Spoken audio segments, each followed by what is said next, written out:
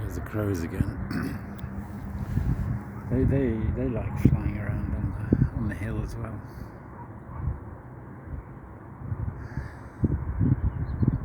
I used to be able to tell crows from ravens. I used to walk around. There was a rookery, no, Rooks in England. Rooks, crows.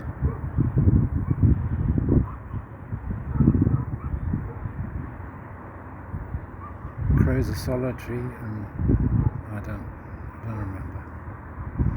But I remember this village had some tall pine trees.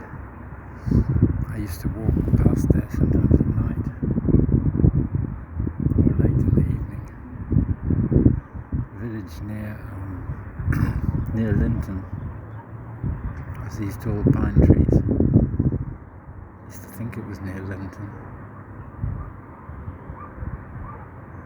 And the rooks lived in the pine trees.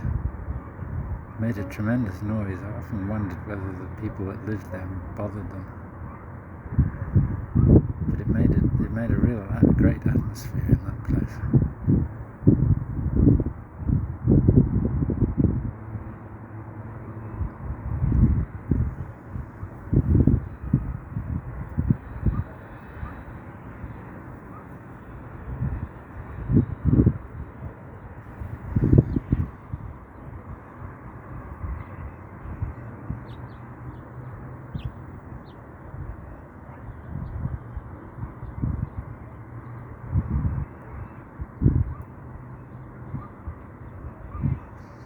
It was very good believing for a whole 12 hours that I was going to be okay. That's why I stayed up all night watching those videos about neuroplasticity. I wanted to get on to, I just got too tired. I wanted to get on to look at the enteric nervous system connections.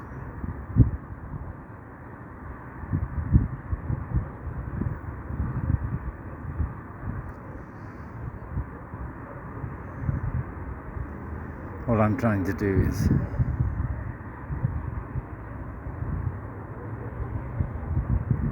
learn about what Sydney's physio program was about.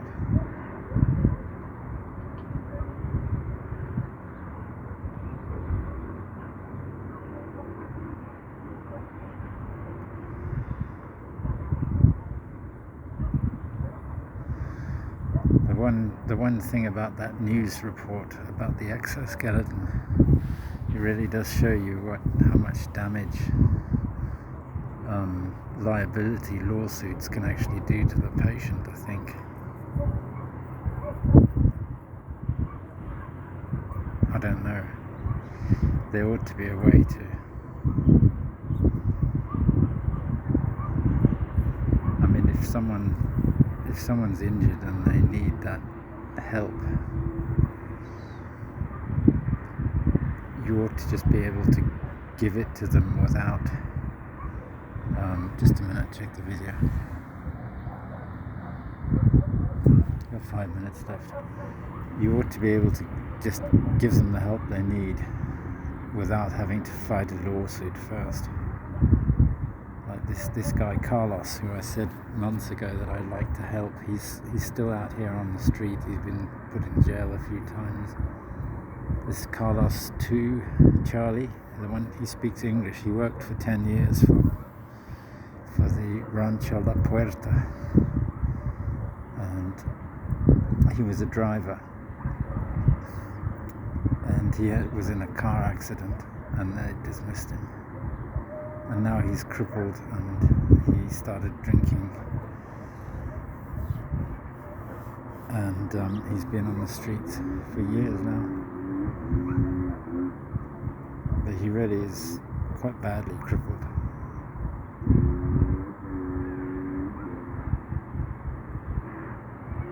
And on top of that, he's got the dependency problems and all the rest of it that comes from being thrown in jail and all the rest.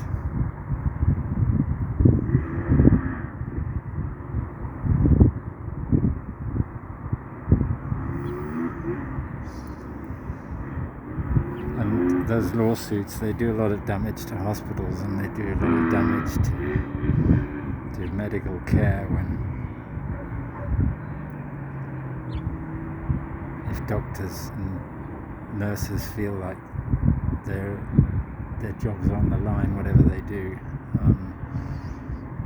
I don't know, you'd think there would be a kind of sane way to manage healthcare costs so that all that didn't negatively impact the healthcare.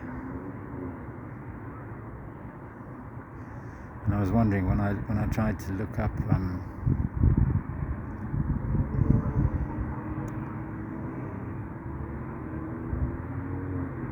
central excitation level, I didn't get anything except a slew of papers and reports and things, and I just wondered whether part of that was because of the amount of money there is in spinal injury research,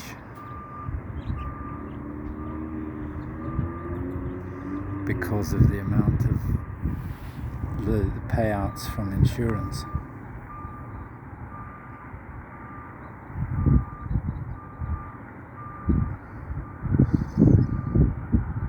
But I don't know the mechanics of it.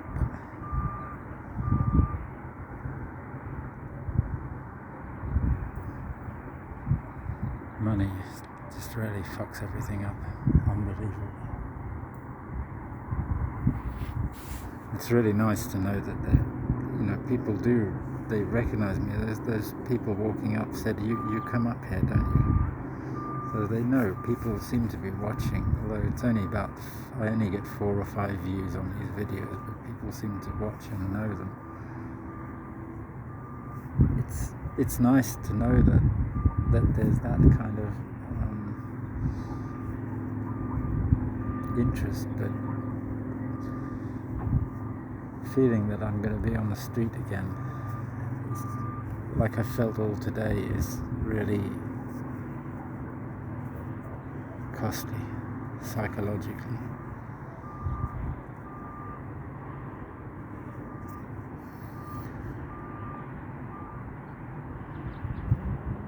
Or maybe it's because I'm curing myself of PTSD or something, I don't know.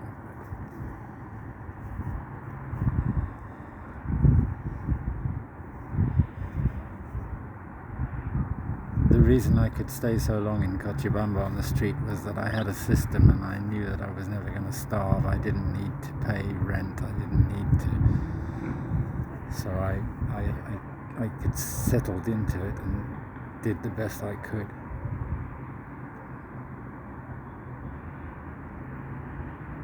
And now I've tried to lift myself out of it, and I got so far, and I didn't get any more help, and that feels hard,